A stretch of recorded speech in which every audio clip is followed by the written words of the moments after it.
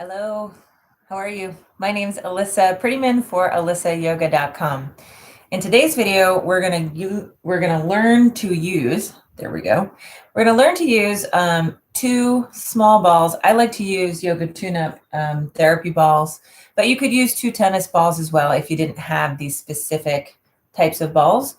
And we're gonna use them to release the upper back and that kind of gutter that runs between the shoulder blades and the spinal column. We're going to start a little bit higher and then we're going to chug down the back. Now, this is some pretty intense work because a lot of us have tight upper backs and have been in computer T-Rex position for a little bit too long these days. So I have a bunch of other videos that start to warm up and roll the neck and shoulders at the wall. And those are a great place to start if once you start moving here, you're like, holy expletive, this is too much, okay? So go check those out if you get going here and you think maybe a little warm up would help this roll a little bit easier. So I'm going to use two balls and I'm going to take these balls out of the tote. You can definitely roll with them in the tote for what we're going to do, but sometimes I find this bag to be a little bit grating on the skin. So two balls in or out of the tote. I'm going to place them on my mat so that they are horizontal. They're not vertically stacked. They are running left to right. As I lie down, I'm going to try to get them into starting point one, which is framing my spinal column. And I'll turn so you can see just enough underneath me so that they're not going to pop out when I put my head down on the floor. Okay, and maybe I'll stay in this position so you can kind of see from this angle, and then I'll turn again. So this by itself might be giving you a luscious little kind of lower neck, upper back massage. We're kind of right at that intersection, right? Knees bent, feet flat on the floor. See if you can lift your hips a little bit and lower. And so as you lift the hips, you're going to feel a little bit more pressure angling down into the balls, and then you're going to offload. Lift and lower. If it's possible to add on the arms, you're going to lift the hips and lift the arms and then lower that whole situation. These are called bridge lifts. And maybe you ride the breath, inhaling as everything goes up and exhaling as you come back down. Keep going on your own. I'm going to turn profile so you can see what this looks like as we turn sideways. Just repositioning here. Inhaling, hips up, arms up. Exhaling, hips down, arms down. And you can do this as many times as you like, because we're kind of doing pressure on, pressure off, right? So it's not too intense for any particular length of time.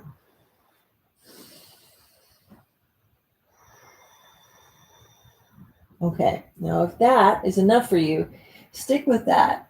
If you have a block or a book nearby, go ahead and grab something that can help you keep the pelvis lifted.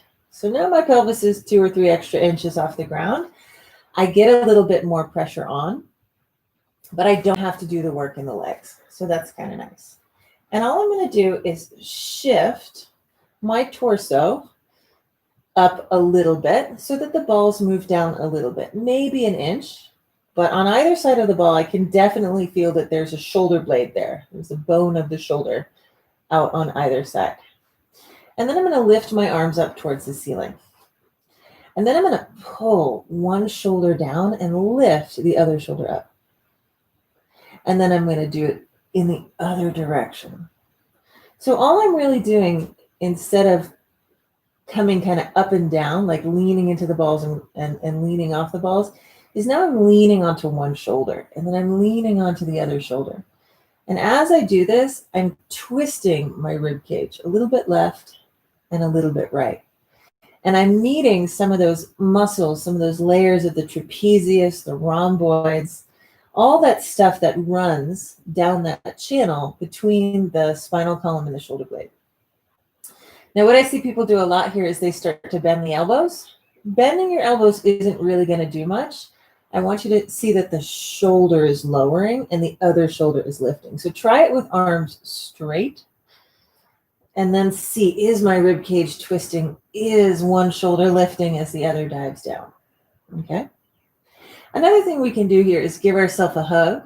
And then it's almost like that, Jill Miller would say, that like fake makeout thing you used to do when you were in junior high. You wrap your arms around yourself and it would look like you were making out with someone if you could wriggle the torso. So wriggle a little bit and then put the other arm on top. And that's going to spread your shoulder blades away from the middle of your back and give you a little bit more space to churn into. And as I churn, I kind of side bend a little bit, right? So I'm moving one hip kind of closer to the armpit, right? I'm cinching and then cinching, right? And then lift your head, perhaps support it, slide your head up a little bit more, and then descend the head and hips. Now, as we move down the back, it may actually feel like you can go deeper if you put the hips down. It may feel better if you keep the hips elevated. So we're just going to do this in one more spot today for this video. So you're kind of in the middle of your shoulder blades. Yeah? Reach your arms up towards the ceiling. And then do that again. So pull one shoulder down, lift the other shoulder up, and then switch. Sometimes my PT and I will do this on a foam roller, and she calls them apple pickers. Like I'm reaching to pick that apple, and then I'm reaching to pick the other apple.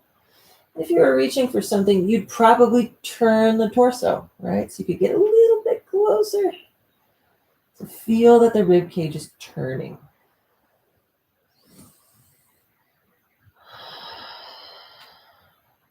And then give yourself a hug. So the shoulder blades spread, reach as far as you can to the other side of you, and wriggle a little bit. And check in with your breath. If your breath is resistant or again, it's probably a good idea to do some of the wall warm-ups first. Or maybe do this while you're on a rug and not such a firm surface. Put the other arm on top if you're still breathing smoothly. Because if the breath is held, the nervous system gets this information that, things might not be okay. I should contract the muscles in case we need to run. I'm a saber-toothed tiger, right? Fight or flight. So always check in with the breath, particularly in more intense rolling scenarios, so that we're not creating tension, right? It's just kind of working against ourselves there. All right. You could do this all the way down the back if you wanted, but today, just for the upper back and shoulder work, we're going to come down. So if you're on a block or an elevation surface, come off of it. Roll over onto one side. Move the balls out of the way. Come back onto your back. And then feel.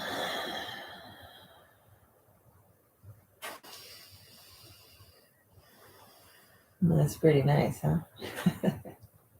So that's one way that you can get at the trapezius muscle and the stuff between the shoulders is by taking two balls, kind of rolling down the upper back, going side to side, and kind of doing that little fake make-out position with yourself and churning the upper body a little bit.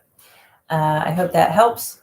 And if you have any videos that you want to see, just reach out to me on my website, alyssayoga.com, my name and the word yoga, very easy. And just hit that contact form. I'm happy to make some extra videos for you. Have a great day. And now is that awkward time where we end the stream and I ask you, are you sure?